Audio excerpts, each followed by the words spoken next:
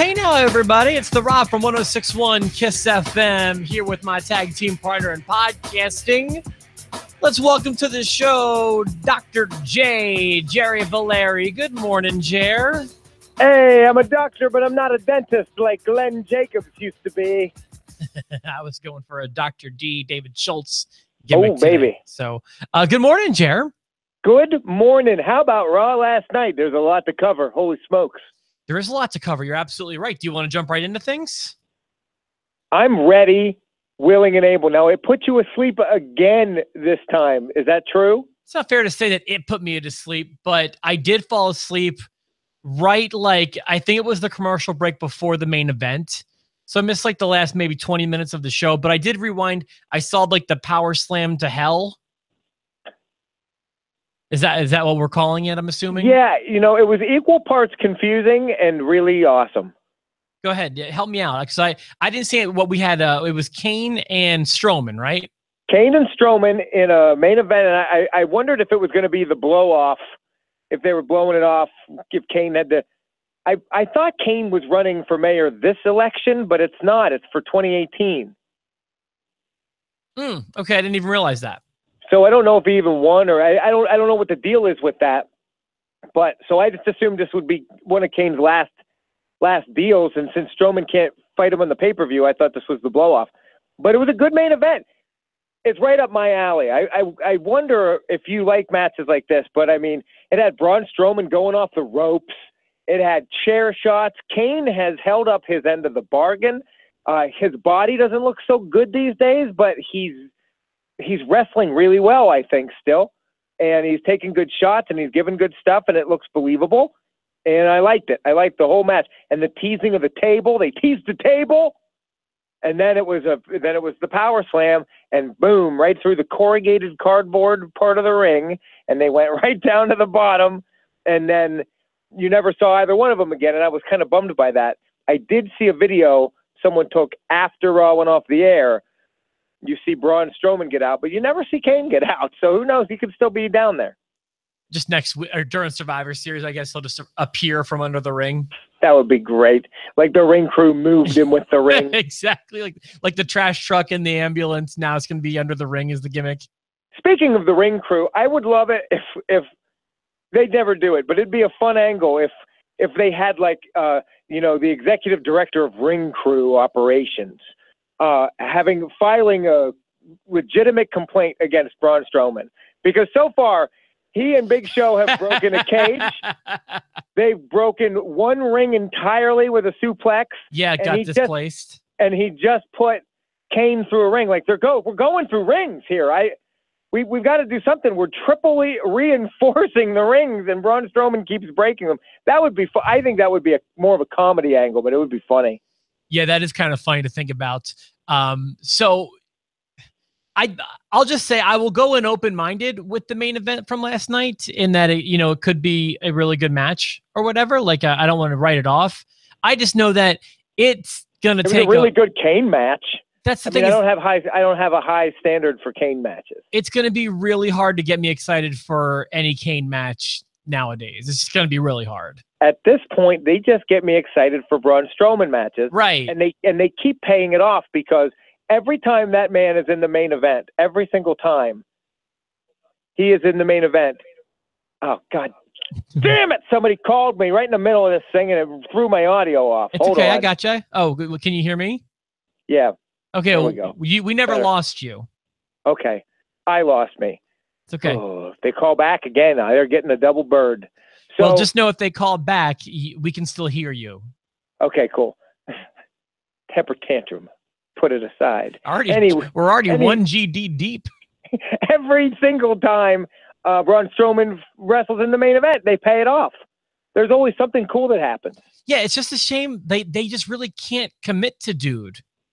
They miss the really prime time to put the strap on it. I am convinced, no matter, even if he gets the title from this point forward, it will never be as ripe a time as No Mercy was. He's my early front runner for Royal Rumble. By the way, our No Mercy recap, we've got several thousand views on that. Thanks everyone for watching the No Mercy recap from a few months That's awesome. ago. We're doing a predictions episode for Survivor Series.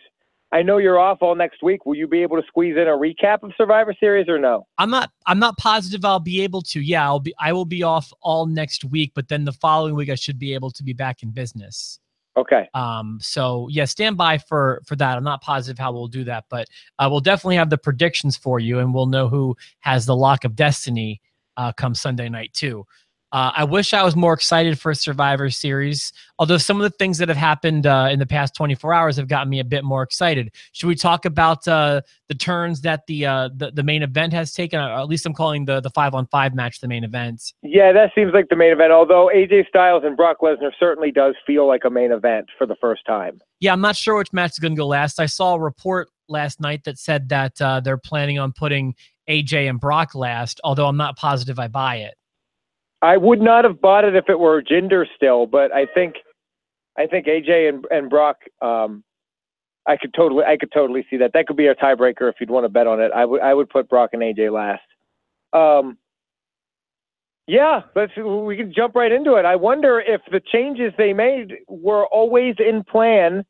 That's so funny you mentioned that. That was my biggest question of the show because, or of the week, because I don't believe, I'll say this, in my opinion, when they made Lesnar versus Mahal, they intended to deliver Lesnar versus Mahal.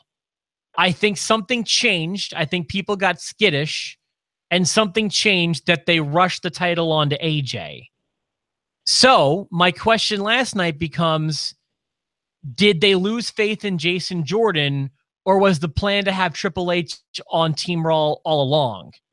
I wondered if they always knew John Cena was going to be the 5th team member, because I'd heard that Rusev was going to be the 5th team member, and then it makes more sense if Rusev's one and then you have Jason Jordan. It doesn't seem as lopsided. So I'm going to... When John Cena joined Team SmackDown, it was glaring. Jason Jordan did not belong. Yeah, so I want to answer your question in the same rationale I addressed the former question. So my guess to your question is no. I believe their intention was to have Brock versus Jinder and to cover the star power with John Cena as a guest referee. When they moved the title off of Jinder onto AJ, I think they no longer needed... I think so. I think this is the timeline. So when they moved the title off of AJ, they no longer needed John Cena's star power. They moved him to the main event, and now Jason Jordan's sticking out like the sore thumb. And he was sticking out like a sore thumb. When Bray Wyatt injured him, by the way to welcome Bray Wyatt back by having him lose immediately to Jason Jordan. But then he kind of got some of that back when he injured him. And did you hear them chanting, "Thank you, Wyatt"? Dude, that was one of my notes, was how brutal Atlanta was to Jason Jordan. Like, I get that we're not totally on board with him yet. I feel like I like him more than the average WWE fan does. I was dying for them to kill him more. I wanted them to kill him more. I was like, please, God, Kurt Angle, make the announcement. Please don't leave him in the 5-on-5. They ate him up, man. They were thanking Bray Wyatt. He was getting this awful chance. Like he was getting the Roman Reigns treatment last night. He was getting killed, and then when they made it, then everything happens, and the heels in the situation are getting cheered, and it's great. Oh man, but I don't think he's that bad. Nobody wanted him in it. And nobody likes this Kurt Angle's my dad angle, and they're letting the world know it. Well, you want to know something funny, Jer? My very first note from the show was not just a prediction, but my note was when you watched Stephanie McMahon, who was more McMahon than she was Stephanie again last night. Killing it on the promos. Stop it. To me, it was so clear it was going to come down to Jason Jordan and John Cena, with Jason Jordan beating John Cena. Obviously, my prediction is not going to play out. Right. But that was just like I got the vibe the week before that the tag titles were going to change hands. I would have bet $100 on it. Last night, I'd have made that same bet that Jordan and Cena would wrap up the pay-per-view, and it was going to come down to Jordan and Cena, and Jordan would beat Cena so he could say, "See, I told you so, Stephanie. I told you so, Dad." All this belong. stuff. I Yeah. belong. And you could have given him that main event star power, right? Just like that. That crybaby stuff was not a good look on him, I thought, last night. I agree. It was a little weak when he had to carry the promo with his, I was going to say with his dad. I should F myself, with Kurt Angle. That's the best. When Kurt Angle comes out, he's like, "I gotta make an announcement. I gotta make an announcement. I'm not everybody because Bray Wyatt. We better make an announcement." And all of a sudden, it's like, no, not even music. It's just like, Jason Jordan comes up, "But Dad, don't do it, Daddy. I want to wrestle with my daddy. I want to be with you." And Kurt's like, "But I don't want to make the announcement." And Jason Jordan's like, and then girl talk. And then Stephanie comes out. She's just like, "Make it a say. You make an announcement. You said you were gonna make it." And Kurt's like, "But I don't want to make it." And Jason's like, "Please, this is my only opportunity. I don't want to do it. I want to wrestle with my daddy." And you're like, and it's like back and forth for 5 minutes. Do it. I don't want to. Don't do it. Do it. And then all of a sudden, it's all about the game. And now you play it. You got it out of the game. And now I'm in my suit. Cow. In the ring. And he's like, "You're not going to make that damn announcement. I will. The 5th member of Team Raw, me." And he's like, "Mr. Son, huh? Mr. Son, here, your son, that's your son, pedigree, bang, sex for everybody."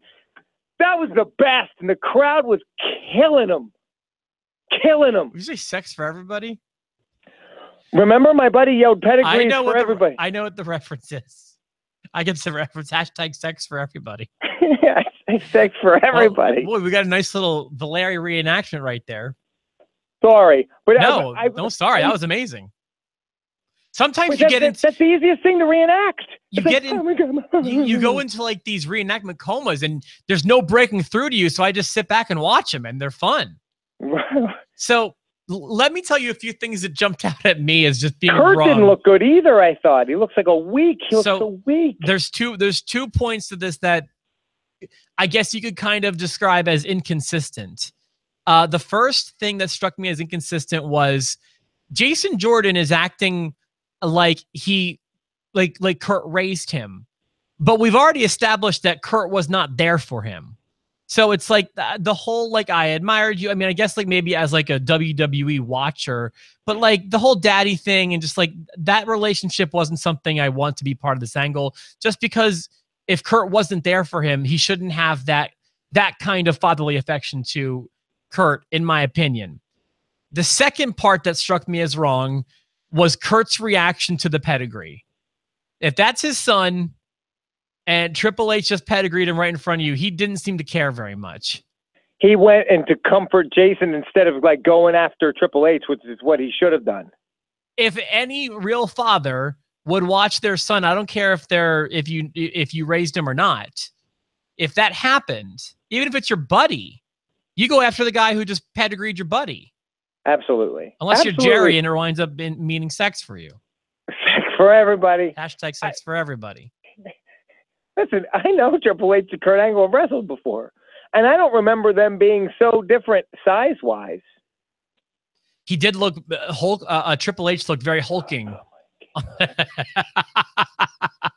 He looked very hulking compared to Kurt Angle.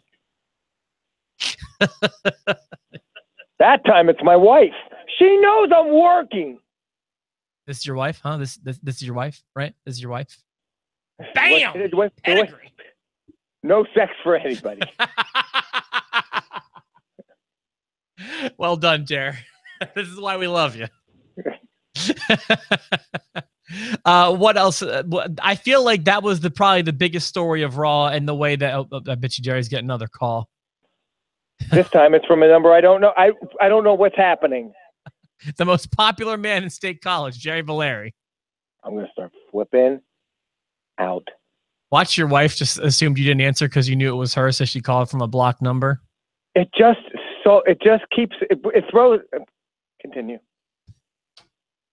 Well, it's not. That's not a whole much more to talk about. I mean, what else from Raw even really happened? Listen, I like the new team of Enzo and that was Drew where I was about Gulak. to go.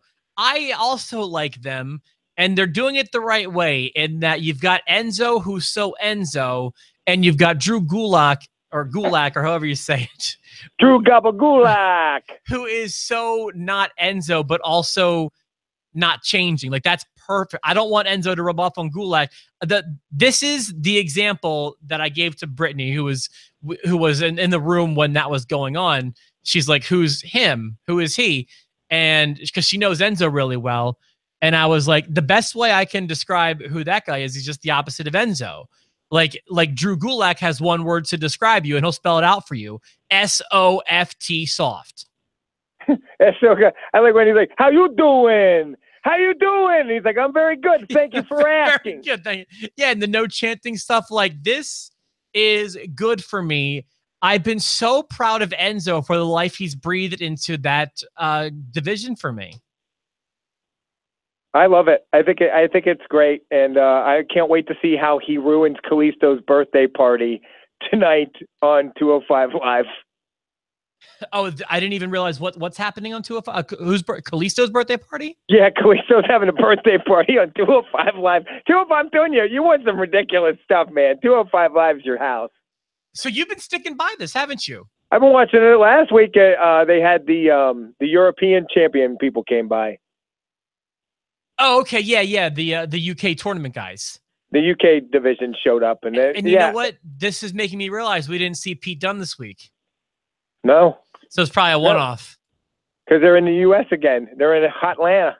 Can't this guy get a plane ticket? Can't they bring him in? I think he's a popular guy. I think he's good. I mean, it was in the UK, granted, but he did a really good job last week. I wanted to see more of him. Right. Although his belt really confused you. Oh, my gosh. Yeah, that belt almost ruined my life. You're like, enough with the belt. Enough with the belts. How many belts do we need? I really screwed up something on my radio show because of that stupid belt. The only other thing that I think to talk about would be maybe the Ric Flair 30 for 30. I watched it. I don't know if you saw it all. Yeah, I did. I loved it. I thought it was great, but we could play a game called Who Looks Better Than the Undertaker? And like the Undertaker's 52. Did you know Ricky Steamboat is 66? He looks way better than the Undertaker. Way better. Sting is 58. He looks so much better than the Undertaker. I bet if we dug him up, Dusty Rhodes looks better than the Undertaker. You don't even have to dig him up. Tully Blanchard looks better than the Undertaker. The only one that doesn't look better than the Undertaker is Arn Anderson. He is super fat. And I'll also go with a Charlotte Flair. Doesn't look better than the Undertaker. Only when her clothes are off. Well, we've seen you do your backflips when that happens. My God. I think that was one of my favorite documentaries on a wrestler because it wasn't done independent of him, and it still showed all of his weaknesses. Like he didn't hide anything. I thought that was really pretty wonderful. That was my takeaway from the episode. If the episode had one major theme, the major theme was Ric Flair sucks at his family. Whether you want to talk about being a dad, whether you want to talk about being a husband, the tone of the show was negative to me. Yeah, they didn't really, for every like accolade and every you are the man, you are re-energizing wrestling, you're reinventing this sport. And as soon as they were done saying that, they were like, and at home, his kids didn't see him ever, and he was drinking every day. And I was like, oh, okay. One day, Ric Flair got home, and his kids were so excited to see him. And then he ran off to Tully Blanchard's house. No, it was Greg the Hammer Valentine. Then he realized that Greg the Hammer Valentine was his neighbor, and he never saw his family ever again. Right. Greg Valentine had some ring rat living at the house, and so Rick thought he'd go there and marry her instead. And that's when Charlotte was made with the home wrecker from Greg Valentine's house. And it's so great seeing that claim about the 10,000 women actually hearing it come from his mouth this time, which I don't care what anybody tells me. I'm on Team Ron Jeremy. There's no way. It's just no way. If you actually sit down and do the math, like, I'm not saying he didn't lay the pipe or whatever, but 10,000, like Ron Jeremy, I had him on my show in 2007, and we were talking about how many people he estimated he had sex with. Isn't he the groundhog? The groundhog, yeah. He's like the most famous male porn Yeah, star. I know Ron Jeremy. I just didn't know if he was the groundhog or the hedgehog. Oh, the hedgehog. Yeah, I think it's the hedgehog. I apologize for screwing that up.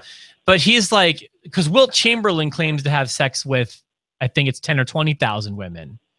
And Ron Jeremy was on my show. He said if you actually break down those numbers, it is not possible. He's like, I have sex for a living. I mean, I do it every day of my life with someone different on film and the whole thing. He's just like, I've got probably about 5,000. And he just breaks down the numbers. Like, it's just not possible. And I don't believe Ric Flair has had 5 figures, 10,000 plus women. I don't buy it. I'm sorry. I mean, we get it. You're gross. You basically stuck your stuff in a dumpster. That's okay. It's a lot. It's a lot. We'll give you a lot. We're not saying you didn't have a lot of it. We're just saying you didn't have that much. You're probably exaggerating. You're probably off in your estimation. I'm willing to give you north of 1,000 if you'd like that number. Like, cool. Plus, I'm not going to trust a drunk that drinks that much anyways to keep track of anything accurately. Like, who put him in charge of the count? You don't even know any of your kids' names. They expect you to know how many people you've boned? How many kids do you have? 4.5? How many women do you have sex with? 10,000. 10,492. Well, I bet you're off on your kids by about 30. Yeah, the whole thing. So, but I appreciated the honesty. And by the way, saying it had a negative tone isn't a complaint. That was a bit refreshing to me, to be honest. Not making it out to be as despite being one of the glitziest and glamorous wrestlers that has walked this planet, taking a very non-glitzy, glamoury approach to it, I thought was a nice dichotomy. They made it human. Yeah. And just like, like it wasn't forgiving. It wasn't like, but then Rick, helped his daughter Charlotte get a career and everything was hunky-dory. No, it's like, I was a scumbag. Sorry. That was just kind of the tone. I suck. I liked it. I'm looking here. I don't think there's anything else on Raw. Yeah, we covered it. I think we got it. That's okay. Was there anything else? I mean Roman Reigns showed up, the Shield, whatever, New Day. Okay. Yeah, and the Miz had Miz TV with the bar, but nothing happened. That was forgettable. Yeah, I mean, it was there were big things that happened, but there weren't a lot of them last night. Triple H coming back and Jason Jordan's character development. Oh, and I loved how Paul Heyman completely just smashed that guy that got engaged. Well, Brock was there too. I forgot about that. That was a real treat. You're right. That was a real treat. So they started. She said yes. She said yes. And he's just like, oh, we're going to interrupt my promo. That was great. And he did it. He did it really well. I loved it. So cool, man. I think we covered it. I really do. No need to just stick around for no reason. No, we've got it. I think we're good. I'm sweaty as heck, so I'm ready to roll. I know we'll have an episode tomorrow. I'm hoping it's at regular time. I don't know if I have to be in this meeting tomorrow. Look at you. Holy cow. Yeah, holy cow. Sweaty Jerry Valeri. Look at this one. Oh, man. So you've obviously changed back to normal deodorant. No, my body's built up an immunity to the other stuff. Wait, so you're still using the rubber cement deodorant? Yeah, it just doesn't work on me anymore. Holy cow. Jerry, you are the best. I know. Please tell your wife I said hello after you pedigree her. Oh, man. I'm going to pedigree. Pedigrees for everybody. Hashtag sex for everybody. Thank you, Jerry. We'll be back tomorrow with another episode of Post to Post and predictions on Thursday.